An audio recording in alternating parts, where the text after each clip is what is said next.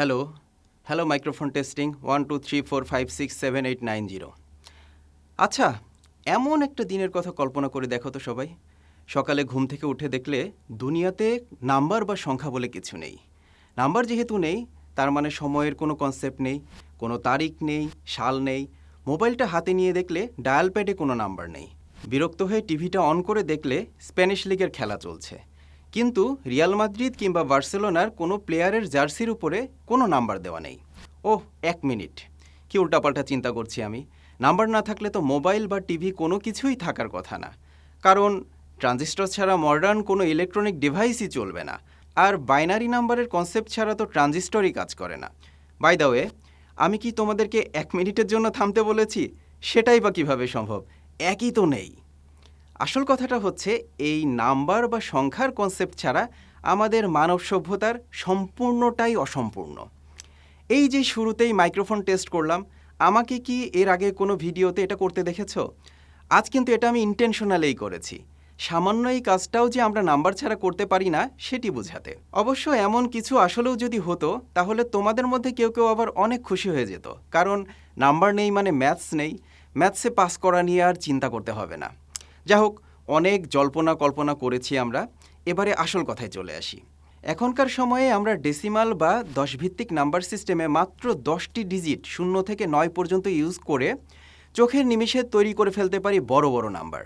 Class 2-3-র একটা বাচ্চাকেও যদি বলো যে লিখে ফেলো 37,61,29,503, সে কিন্তু হাসতে হাসতে লিখে ফেলবে।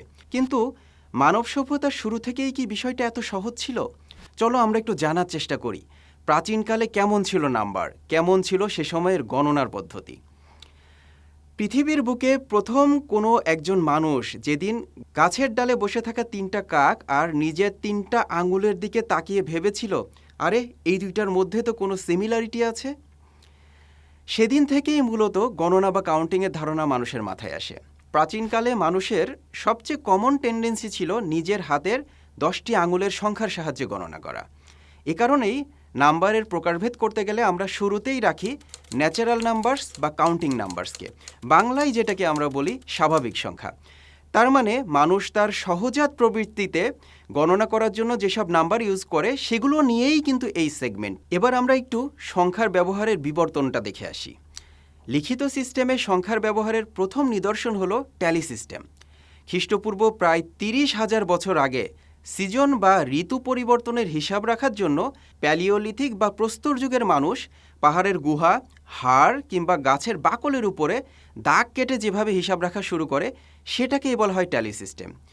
কিন্তু এভাবে বড় সংখ্যার হিসাব রাখা প্রচণ্ড কষ্টসাধ্য ছিল, কারণ এভাবে একটা একটা করে দাগ কেটে বড় সংখ্যা লিখে রাখতে প্রথমত প্রচুর জায়গা লাগতো, সাথে বিষয়টি ছিল বেশ সময় সাপেক্ষ। নতুন নতুন সভ্যতা বিকাশের সাথে সাথে নাম্বার ব্যবহারের পদ্ধতিও চেঞ্জ হতে থাকে। বড় বড় সংখ্যা লেখার ক্ষেত্রে ট্যালি মার্কের বদলে বিভিন্ন ধরনের সিম্বল ইউজ করা শুরু করে মানুষ। আধুনিক সভ্যতাগুলোর মধ্যে একেবারে প্রাচীনতম যে নিদর্শন, মেসোপটেমীয় বা মিশরীয় সভ্যতায় ব্যবহৃত কিউনেফর্ম এবং হায়ারোগ্লিফিক নাম্বারগুলোতে এর ব্যাপক ব্যবহার দেখা যায়। তবে বড় বড় নাম্বারগুলো লেখার ক্ষেত্রে পারফেক্ট সলিউশন তখনকার সময়ে কেউই দিতে পারেনি। আমাদের 2 হাতের 10টি আঙুলের সংখ্যার উপর ভিত্তি করে গড়ে ওঠা বহুল ব্যবহৃত যে ডেসিমাল বা 10 ভিত্তিক সংখ্যার ধারণা, এটি প্রথম এসেছিল প্রাচীন ব্যাবিলনিয়ানদের মাথায়, তাও খ্রিস্টপূর্ব প্রায় 2000 বছর আগে। পরবর্তীতে ব্যবহারের সুবিধার কারণে প্রায় সকল সভ্যতাতেই 10 ভিত্তিক সংখ্যা প্রচলিত হয়ে যায়। আর এই 10 ভিত্তিক নাম্বার সিস্টেমের ম্যাসিভ ব্যবহার শুরু হয় খ্রিস্টপূর্ব প্রায় 1500 বছর আগে চাইনিজ সভ্যতায়, এবং সেটি হয় অ্যাবাকাস নামে কাঠের তৈরি একটি গণনা যন্ত্র প্রচণ্ড জনপ্রিয় হয়ে ওঠার মাধ্যমে। তবে এই বিষয়টি মেনশন না করলেই না যে সংখ্যা নিয়ে সবচেয়ে বেশি কাজ হয় মূলত প্রাচীন সিন্ধু সভ্যতা এবং চাইনিজ সভ্যতায়, কারণ শুরু থেকেই এই অঞ্চলের মানুষেরা নিউমারোলজি বা সংখ্যা জ্যোতিষের উপরে প্রচণ্ড নির্ভর করত। এই যে হিন্দু এবং বৌদ্ধ ধর্মের মানুষদের বিয়ের সময় যে কোষ্ঠী বিচার করা হয়, সেটির বড় একটি অংশ কিন্তু পাত্রপাত্রীর জীবনের সাথে জড়িয়ে থাকা কয়েকটি ইভেন্টের সাথে সম্পর্কিত সংখ্যার অ্যানালাইসিস ছাড়া কিছুই না। প্রাচীনকালে শুধু বিয়েই না, বরং দৈনন্দিন যে কোনো কাজেই মানুষ জ্যোতিষী বা জ্যোতিষবিদদের মতামতের উপর প্রচণ্ড নির্ভর করত। যত বড় রাজা বা সম্রাটই হোক না কেন, রাজজ্যোতিষীদের কথার বাইরে এক পাও ফেলত না তারা। মজার ব্যাপার হলো নিউমেরিক্যাল ম্যাথমেটিক্সের যত বড় বড় আবিষ্কার হয়েছে তার প্রায় সবই হয়েছে এই জ্যোতিষবিদদের হাত ধরে।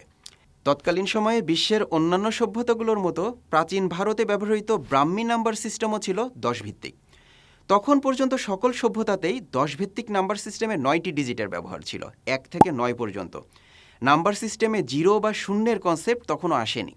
এ কারণে 9-এর পর 10-এর প্রতিটি গুণিতকের জন্য আলাদা আলাদা নম্বর ছিল। তার মানে 10-এর জন্য একটি নাম্বার, 20-এর জন্য আরেকটি, 30-এর জন্য আরেকটি, এভাবে।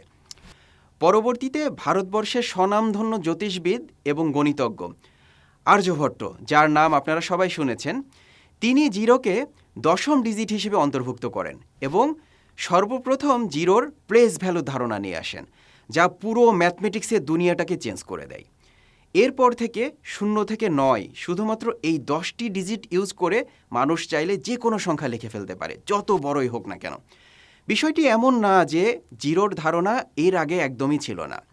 সর্বপ্রথম জিরো বা শূন্যতা বা নাথিংনেস এর ধারণা ব্যবহারের প্রমাণ পাওয়া যায় ব্যাবিলনিয়ান ও মায়ান সভ্যতা থেকে। বেশিরভাগ সভ্যতাতেই লেখার সুবিধার্থে জিরোকে বড় জোর একটি প্লেস হোল্ডার হিসেবে কনসিডার করা হতো, কিন্তু জিরোকে একটি ডিজিট হিসাবে কনসিডার করে সেটিকে মেইনস্ট্রিম ম্যাথের মধ্যে ইনক্লুড করাটা আর্যভট্টকে জ্ঞানের দুনিয়ায় অমর করে দেয় এবং বড় নাম্বার লেখার ক্ষেত্রে হাজার হাজার বছর ধরে চলে আসা যে সমস্যা সেটি সমাধান করে দেয়।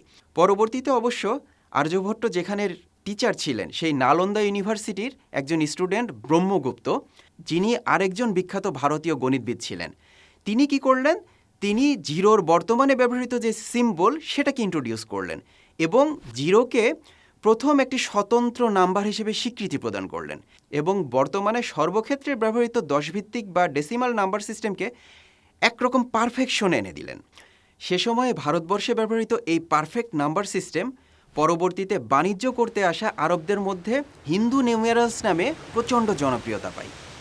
পরবর্তীতে তা আরব গণিতবিদ মুসা আল খারিজামির লেখা বই এবং ইতালিয়ান গণিতবিদ লিওনার্দো ফিবোনাচ্চির মাধ্যমে পুরো পশ্চিমা দুনিয়ায় ছড়িয়ে পড়ে।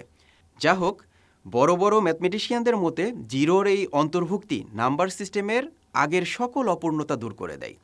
এজন্য ন্যাচারাল নাম্বারের সাথে জিরোকে ইনক্লুড করে যে নাম্বারগুলো পাওয়া যায় তারা তার নাম দেন হোল নাম্বারস।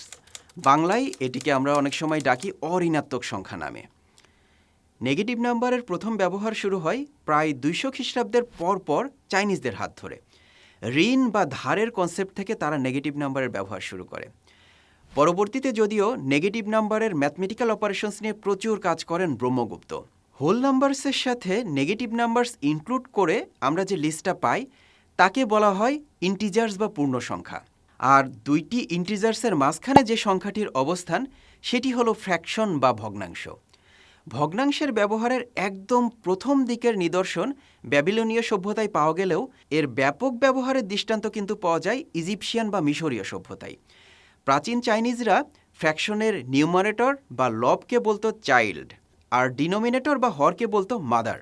মানব সভ্যতার শুরুর দিকে মানুষ প্রকৃতিতে সৃষ্টিকর্তার দেওয়া এত বেশি রিসোর্স পেয়ে যায় যে তখন পর্যন্ত মানুষকে ভাগাভাগি করা নিয়ে কোনো চিন্তা করতে হয়নি। কিন্তু খ্রিস্টপূর্ব আনুমানিক 10,000 বছর পূর্বে যখন ফার্স্ট এগ্রিকালচারাল রেভলিউশন বা কৃষি বিপ্লব শুরু হয়, তখন মানুষ যাযাবরের জীবন বাদ দিয়ে একটি নির্দিষ্ট জায়গায় সেটেল হওয়া শুরু করে। ফলশ্রুতিতে যেটি হয়, জনসংখ্যা বৃদ্ধির হারও ড্রামাটিকভাবে বেড়ে যায়। ধীরে ধীরে মানুষের সংখ্যা বেড়ে যাওয়ার কারণে তখন ন্যাচারাল রিসোর্সে ঘাটতি পড়া শুরু হয়, আর তখন থেকেই রিসোর্স ভাগাভাগির কালচার শুরু হয়। আর সে সময় থেকেই মূলত ফ্র্যাকশন বা ভগ্নাংশের ব্যাপক ব্যবহার শুরু হয়। ফ্র্যাকশন বা ভগ্নাংশকে নাম্বার সিস্টেমে ইনক্লুড করলে আমরা যে ক্যাটেগরিটি পাই সেটি হলো রেশনাল নাম্বারস বা মূলদ সংখ্যা।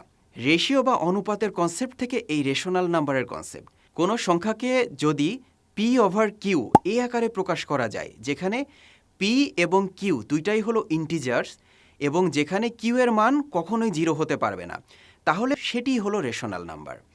আর এভাবে পিকে কিউ দিয়ে ভাগ করলে আমরা যে মানটি পাবো সেটি অবশ্যই হবে হয় ইন্টিজার্স অথবা ফাইনাইট বা টার্মিনেটিং ডেসিমাল, বাংলায় যাকে আমরা বলি সসীম ভগ্নাংশ, অথবা রিপিটিং বা রিকারিং ডেসিমাল, যেটিকে আমরা বাংলায় বলি পৌনঃপুনিক সংখ্যা। এটির যদিও আরেকটি নাম আছে যেটি হচ্ছে সার্কুলেটিং ডেসিমাল নাম্বারস, যার বাংলা হলো আবৃত্ত দশমিক সংখ্যা। তো রেশনাল নাম্বারস কি এটা আমরা অলরেডি জানলাম। রেশনাল নাম্বারসের পরে খুব স্বভাবতই চলে আসবে ইরেশনাল নাম্বারস বা অমূলদ সংখ্যার আলোচনা। ইরেশনাল নাম্বারস হচ্ছে এমন একটি সংখ্যার ধরন যাকে কখনো দুইটি ইন্টিজারের অনুপাত আকারে প্রকাশ করা যায় না এবং যার মান হবে এমন একটি অসীম ভগ্নাংশ যেটির কোনো একটি নির্দিষ্ট অংশ কখনোই পৌনঃপুনিক সংখ্যার মতো রিপিট হয় না বা সার্কুলেটিং হয় না। সর্বকালের সেরা ম্যাথমেটিশিয়ানদের মধ্যে অন্যতম ছিলেন পিথাগোরাস। পিথাগোরাসেরই স্কুলের প্রচণ্ড কিউরিয়াস ছাত্র ছিলেন হিপাসাস নামে একজন। একবার পিথাগোরাসের বিখ্যাত সমকোণী ত্রিভুজের থিওরি নিয়ে কাজ করার সময় হিপাসাস দেখলেন যে কোনো একটি আইসোসেলেস রাইট ট্রায়াঙ্গেল বা সমদ্বিবাহু সমকোণী ত্রিভুজের সমান সাইডগুলোর দৈর্ঘ্য যদি হয় 1 ইউনিট করে তাহলে তার অতিভুজের মান দাঁড়ায় √2, যেটির মান তার কাছে ম্যাথমেটিক্যালি খুবই অযৌক্তিক মনে হয়েছিল। বিধায় তিনি এর নাম দিয়েছিলেন ইরেশনাল নাম্বার। এই রেশনাল এবং ইরেশনাল নাম্বারসগুলোকে একসাথে করলেই কাভার হয়ে যায় দুনিয়াতে এক্সিস্ট করা সকল নাম্বার, যেটিকে আমরা বলি রিয়েল নাম্বারস বা বাস্তব সংখ্যা। অন্যভাবে বলতে গেলে আমরা যে নাম্বার লাইন বা সংখ্যা রেখার সাথে পরিচিত সেখানে যেসব নাম্বারকে ইনক্লুড করা যায় সেগুলোই হলো রিয়েল নাম্বারস। আর এমন এক ধরনের নাম্বার আছে যেটি কখনো নাম্বার লাইনে ইনক্লুড করা সম্ভব না, কারণ এটি আমাদের কল্পনায় বাস করে। এর নাম হচ্ছে ইমাজিনারি নাম্বারস বা অবাস্তব সংখ্যা, যেটির ধারণা শুধুমাত্র থিওরিটিক্যালি সম্ভব। এই রিয়েল নাম্বারস এবং ইমাজিনারি নাম্বারস এই দুইটা মিলেই আমাদের পুরো নাম্বার সিস্টেম কমপ্লিট করে। তাহলে আমরা নাম্বারের টাইপসের মধ্যে কি কি পেলাম মনে আছে? প্রথমেই আমরা পেয়েছিলাম ন্যাচারাল নাম্বারস বা স্বাভাবিক সংখ্যা। এর সাথে যখন আমরা জিরোকে ইনক্লুড করে দিলাম তখন আমরা পেলাম হোল নাম্বারস, যেটাকে অনেক সময় বাংলাতে অঋণাত্মক সংখ্যা বলা হয়। তারপর নেগেটিভ নাম্বারস ইনক্লুড করার ফলে পেলাম ইন্টিজার্স বা পূর্ণ সংখ্যা। এরপর ভগ্নাংশের ধারণা ইনক্লুড করে পেলাম রেশনাল নাম্বারস, আর রেশনাল নাম্বারস এবং ইরেশনাল নাম্বারস একসাথে করে পেলাম আমরা রিয়েল নাম্বারস, এবং ফাইনালি আমাদের কল্পনায় বাস করা ইমাজিনারি নাম্বারস।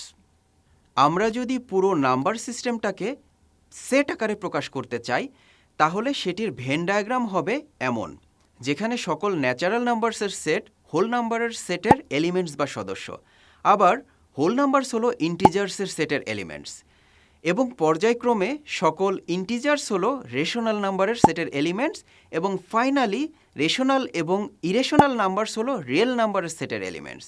এর বাইরেও কিন্তু প্রায়োগিক দিক থেকে আরও অনেক ধরনের নাম্বারস আছে, যেমন প্রাইম ও কম্পোজিট বা মৌলিক ও যৌগিক সংখ্যা, ইভেন অড বা জোড় বিজোড় সংখ্যা ইত্যাদি। সেগুলো নিয়েও সামনে একের পর এক ভিডিও আসবে। সে পর্যন্ত ভালো থাকবেন সবাই, দেখা হবে।